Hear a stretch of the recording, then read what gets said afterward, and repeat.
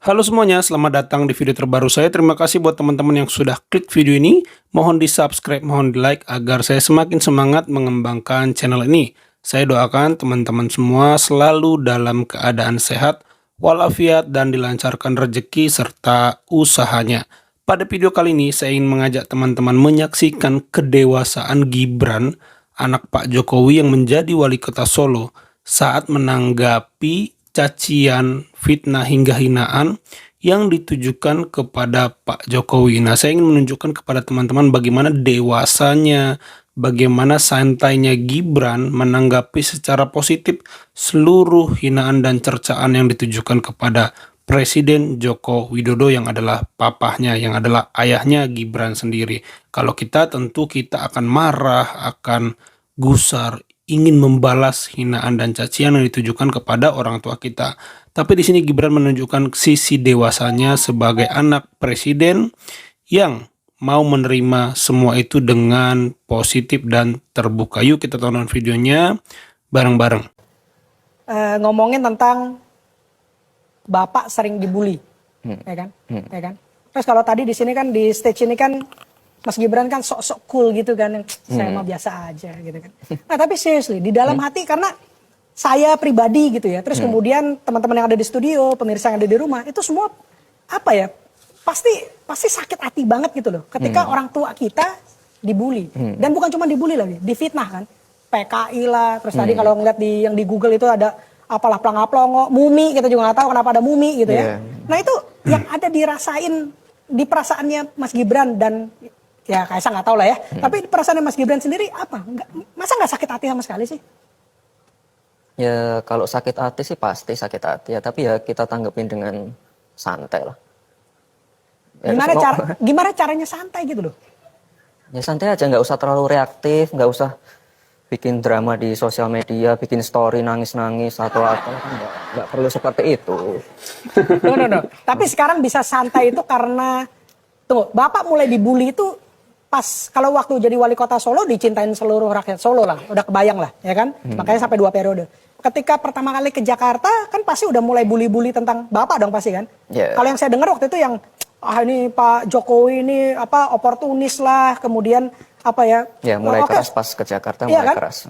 Apa sukses Solo, Jakarta kan gede, ibu kota negara bisa nggak gitu-gitu. Iya. Tapi nah itu mulai keras kan. Nah waktu itu udah memang dari awalnya emang udah santai aja. Enggak sih ya, kita nyoba ini sih untuk membiasakan diri lah. Kan juga itu juga apa sudah resiko pekerjaannya Bapak ya. Tapi yang paling ini sih yang paling penting buat saya sih ini apa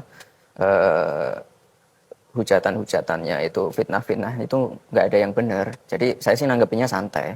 Oke, karena Yang sebagai anak tahu kayak, banget. Iya, yang kayak PKI segala macam kan nggak benar itu ya kita tanggepin dengan santai lah. Ya itu lucu-lucuan aja sih. Lucu-lucuan aja. Iya. Pernah diskusi ini nggak sama bapak sama ibu gitu? Dan mungkin jangan dari Pak Jokowi, dari Ibu Iriana gitu pernah nggak? Ya itu kita jadiin lucu-lucuan. Ya karena itu memang lucu banget masa PKI kan lucu banget. PKI dan segala macamnya itu kan lucu banget. Oh gitu ya. Iya. Jadi sekarang nih kita nih rakyat Indonesia yang apa mengagumi Pak Jokowi itu wah kayaknya kesel gitu ya. Tapi keluarganya sendiri sebenarnya bilang ini lucu nih gitu ya. Lucu. Lucu ya. Lucu kan? Ya, di sini saya menggarisbawahi beberapa statement Gibran yang sangat baik dan sangat bagus. Saya acungi jempol. Pertama, ketika dia ditanya sakit hati nggak? Ya sebenarnya sakit hati, tapi ya membiasakan diri karena itu resiko pekerjaan Bapak. Ini sangat dewasa bagi saya pribadi. Ini sangat-sangat berkelas untuk seorang anak muda seperti Gibran. Sakit hati ya sakit hati awalnya, tapi membiasakan diri. Ternyata Gibran ini manusia biasa yang sakit hati kalau bapaknya itu difitnah. Tapi ujung-ujungnya karena itu resiko pekerjaan Pak Jokowi, ya saya membiasakan diri. Kurang lebih begitu yang ingin disampaikan Gibran. Bagi saya pribadi, ini poin pertama yang sangat bagus. Kedua, Gibran bilang, tapi yang terpenting dari itu semua, artinya dari fitnahan, dari tuduhan, dari hinaan dan cercaan itu, yang terpenting dari semua itu adalah bahwa itu tidak benar. Nah, jadi sebenarnya di sini keren banget jawaban Gibran. Sangat bagus, sangat komprehensif ya.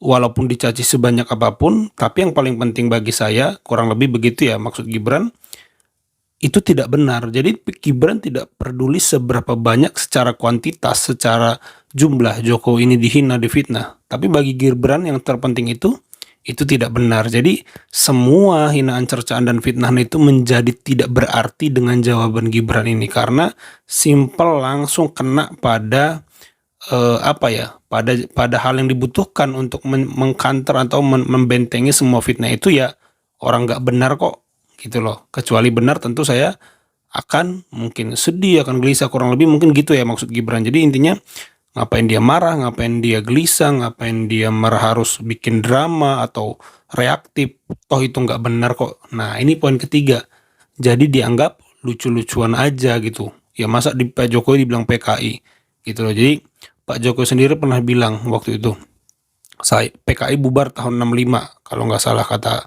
Pak Jokowi waktu itu.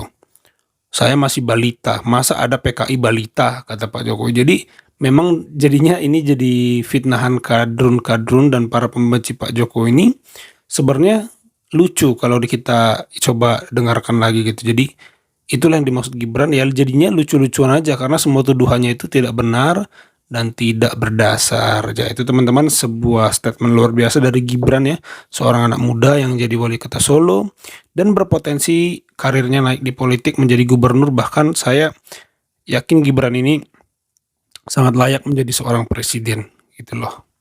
Itu aja teman-teman video kali ini. Terima kasih yang sudah menonton sampai selesai. Semoga videonya bisa dinikmati. Saya doakan teman-teman semua dalam keadaan sehat, dilancarkan pekerjaan serta usahanya. Sampai jumpa di video saya selanjutnya.